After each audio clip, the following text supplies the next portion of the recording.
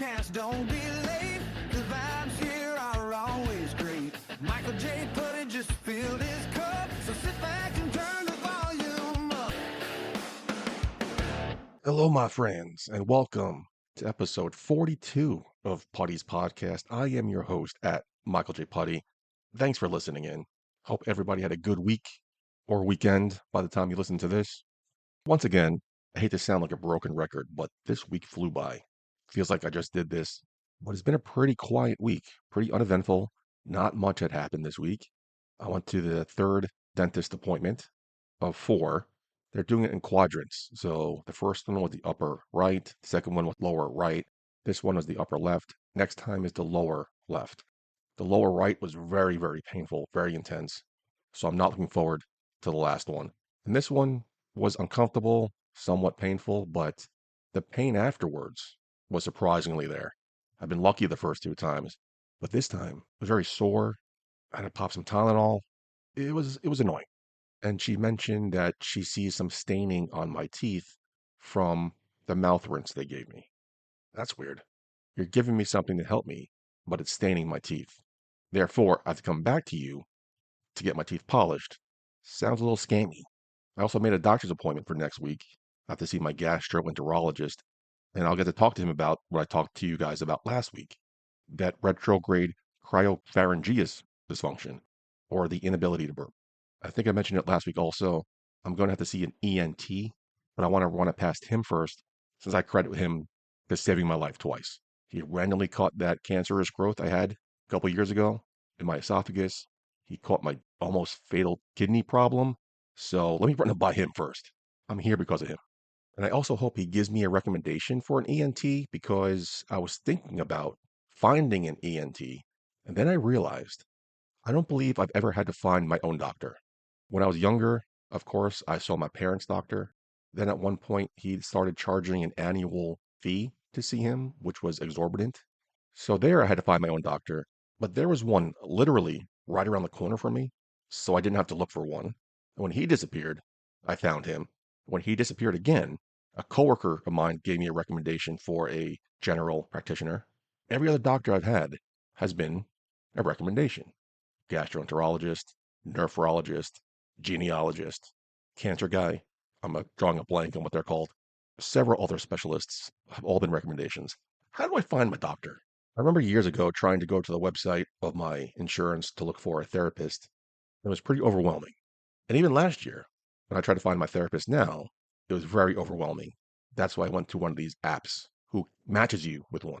Again, didn't have to do anything. But here I am trying to find an ENT. There was one office a couple of blocks away from me in the same building as my urologist. So we'll see. I don't know. It's just, I am 43 years old and have never had to find a doctor. Isn't that fucking sad? Also, last weekend, I touched upon it, was SummerSlam, the biggest party of the summer. 2 years ago, Green Man had a viewing party at his house. That's the first time I brought my ex girlfriend around anybody. Last year, it happened literally a week after the breakup. So I think that's what caused me to get a little down earlier this week. Again, I'm not getting too much into it because I don't want to spend too much time talking about the past anymore. But yeah, it's crazy. A couple weeks ago, I'm all ready to plow ahead and move on, and here we are, a little setback. Not even a setback. I think the therapist called it a wave. It happens. Hope you all enjoyed the show. Man, Jade Cargill looks fine. What a show. Also, night one of SummerSlam, Saturday night, was former guest host Jeff's birthday. He went out to dinner with a lot of friends to a fancy restaurant. I could not make that. But afterwards, they were going to have a game night at his house. I'm like, all right, I can't do dinner, but I'll come to game night. Well, of course, Saturday night rolls around. I come home, and I'm tired. I turn on SummerSlam to watch the co-main event, and I just melt into my couch. I don't want to move. I don't want to drive all the way out to Bumblefuck, Long Island. Now it's around 8:30 p.m. I haven't heard anything from anybody, but I reach out saying, "Hey, what time are you guys getting home? Or what time do you guys think you'll be getting home?" He told me about a half hour. It takes me about a half hour to get there. So I should have gotten ready to head out. Well, I got sucked in to the main event. Brock Lesnar, Obafemi, Hell in a Cell, Brock Lesnar's last match. Now it's about 9:30, which means I'm getting to Long Island around 10 o'clock. I don't plan on staying long. I really want to go. Then my therapist's voice comes in the back of my head. You never know what's going to happen. You never know who you're going to meet. You never know what story you're going to tell. So yeah, I sucked it up. Went out to Long Island for game night, played some weird games, but it was good. I had a great time. Got out of the fucking house like I should be. And one of his friends lives pretty close to me. So I drove him home. So I wasn't driving home alone by myself. I had somebody to talk to and engage with. This weekend, however, I do plan on staying home. The weather is supposed to be horrendous here in the tri state area. I can barely fit anything in my freezer. It's so frosted over. So maybe I'll clean out my freezer. But I've been saying that for the last several weeks. Maybe I'll continue watching Batman, the Caped Crusader on Prime Video. But this weekend, I'm giving myself permission to not leave the house. I also want to stay home by myself and try controlling my drinking. I've been drinking like a fish for the last year, using it to get me through the pain I was dealing with. I can no longer use it as a crutch anymore. And if I'm being honest, which I always am, I was drinking pretty frequently before the breakup happened. Not like drinking.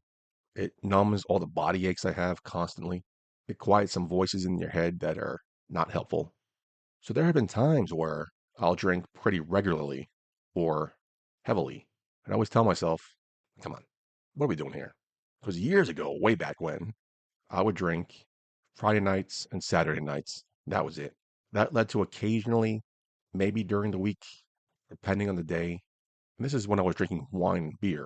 But for the last 12 plus months, drinking every day, I do that because when I wake up in the morning, I feel exactly the same, whether I drank or not.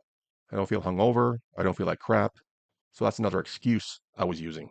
But for the last, let's say, like 2 months, I'm very tired. I'm not a good sleeper. It's well documented. I'm always tired. And I've been very tired at nights, sometimes not even feeling that great. But around like 9:30 comes around, let me get a drink. It'll help me feel better. It'll help me sleep. But drinking at 9:30, 10 makes you stay up longer.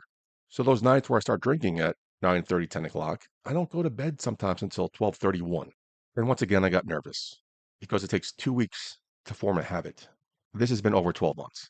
Last month, when I went for my annual colonoscopy and endoscopy, anytime you get those procedures, anytime you go under anesthesia, they tell you no driving, no drinking till the next day. Well, of course, at nighttime it wears off.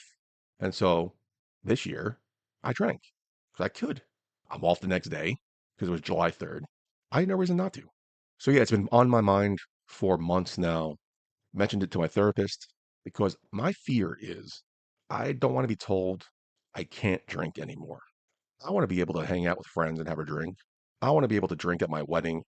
I want to be able to drink at my nieces and nephews' weddings, which is probably more likely to happen than the first one. Plus, my father was not a heavy drinker at all. He barely drank. He had cirrhosis of the liver. His father was a heavy drinker. He died from cirrhosis of the liver. So it runs in my family. I need to control my drinking. So what I did this week was stopped. Didn't drink Monday. I thought about getting a bottle just to have just in case, but I'm like, that's stupid. So yeah, it's both great and sad that I'm celebrating that 4 days without a drink. Not only 4 days without a drink, but 4 days of not wanting to drink, not needing the urge to drink, not feeling like I have to drink. And that's all because there was nothing in my house I want to drink. I have plenty of alcohol in my house that I don't care to drink. I have it on hand just to have on hand. So tonight I'm having my first drink just to relax. And this weekend I want to see if I can control it. So if nothing pops up this weekend, I will be trying to self-consciously better myself and limit the consumption of alcohol. If I can get through this weekend doing that, I will feel a hell of a lot better about life in general. Because I have no longer any crutches to lean on. Well, I just rambled on. Wasn't expecting to get too deep in the woods with that. What I did want to mention was I did overcome something I never thought I would overcome. I posted my first real TikTok, whatever you want to call them, at Putty's Podcast on TikTok and Instagram.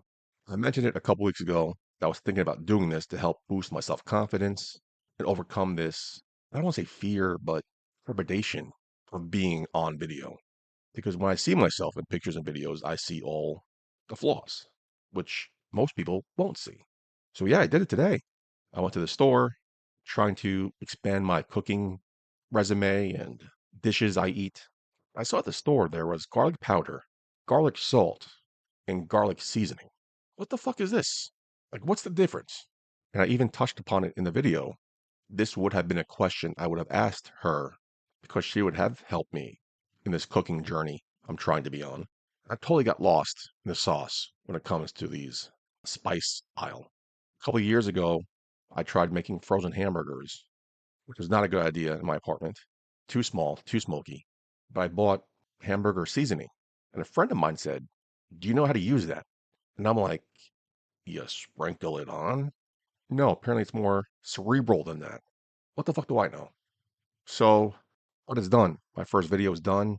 Overcame it. I felt very cringy posting it, but I'm happy it's done because it's not perfect. It actually kind of sucks because I had no clue what the hell I'm doing. What programs do you use to even edit these videos? I was using iMovie, but then it became a square with letterboxing on the side because it was putting it in horizontal format, not vertical. There was no way to change that. So here I'm thinking I've built a masterpiece, but it sucked. So I downloaded this app to help me. It didn't do anything. It helped me to format it, but it didn't help me at all to edit, how you do voiceovers. It was a mess, but it's a learning experience. Any advice you can give me on how to edit and post these videos, dial it up 917-718-2MJP or slide into those DMs at Putty's Podcast. Moving on to some good news, there was an experimental brain implant that helped a paralyzed man regain movement and touch. 6 years after a diving accident left him paralyzed from the chest down, Keith Thomas is regaining the ability to feed himself, pet his dog, very important, and perform everyday tasks thanks to a groundbreaking procedure called a double neural bypass. Doctors implanted tiny electrodes that allow his brain to communicate directly with the nerves controlling his arms and hands, while also sending touch signals back to his brain. What? After months of therapy, he regained significant strength and sensation, and remarkably, some of those improvements remained even when the device was turned off, suggesting his nervous system may be rewiring itself. Researchers hope the technology could one day transform the lives of millions of people living with paralysis. That's nuts. Part of the article that I left out was they also believe that our body and these synapses are active and could, with this technology, become alive again, curing paralysis. Now, much like most of the scientific studies I mentioned here on the show, way too early to get excited about it, but at least there's some hope. And isn't that what we all want? Hope. Speaking of hope, Ted Lasso's back. I'm in a pickle here. I watched Ted Lasso. Then I got my boy Erwin on it, and we watched it together again. Well, I watched it with him during Sundays at Buddies. Now, do I continue ahead and watch it myself and rewatch it when he's here? Or do I wait for him to watch it so I can experience it with him for the first time as a collective experience? Man, sometimes it is not easy being me. At the top of the show, I said it was a light week. So that's all I got for you this week. But it wasn't all light. There was some heaviness. Fucking Perez Hilton. What the fuck? I saw a meme that someone posted that quoted person one: whatever you do, do not check out the Perez Hilton video. Person two watches Perez Hilton video. Person two, whatever you do, do not watch the Perez Hilton video. And that was person two. I wanted to check it out to see what the fuck everyone's talking about. And thankfully, any images or clips I saw were blurred. There was one or two that weren't blurred, but you couldn't really see much. Just he was covered in blood and cutting himself all over. And it's fucking sad. Mental health is not a fucking joke. And I know for a fact I'm not going to do it. That's why I feel comfortable talking about it. But if I were to unalive myself, I don't want to feel anything. I want to swallow a bottle of pills and a bottle of alcohol and go to sleep. So when people do stuff like this to intentionally hurt themselves, feel the pain of the cuts and the bleeding, and oh, it's sad. He has three fucking kids. Mm. You never know what someone's going through. With that being said, my drink is empty. After going 4 days with no alcohol, surprisingly, I feel fine. I don't feel any buzz at all. Like, what the hell? You figure it would be the opposite. My body is weird. Could be my Irish roots. Who knows? Well, let's end on the quote of the week. I like the dreams of the future better than the history of the past. Thomas Jefferson in a letter to John Adams. Thank you for listening. Any feedback on that reel or TikTok video, whatever it's called, let me know. Dial it up.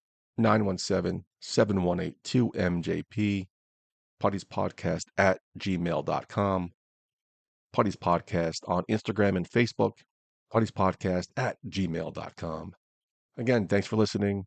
Stay cool out there. Until next time, I have been your host at Michael J. Putty. Putty out.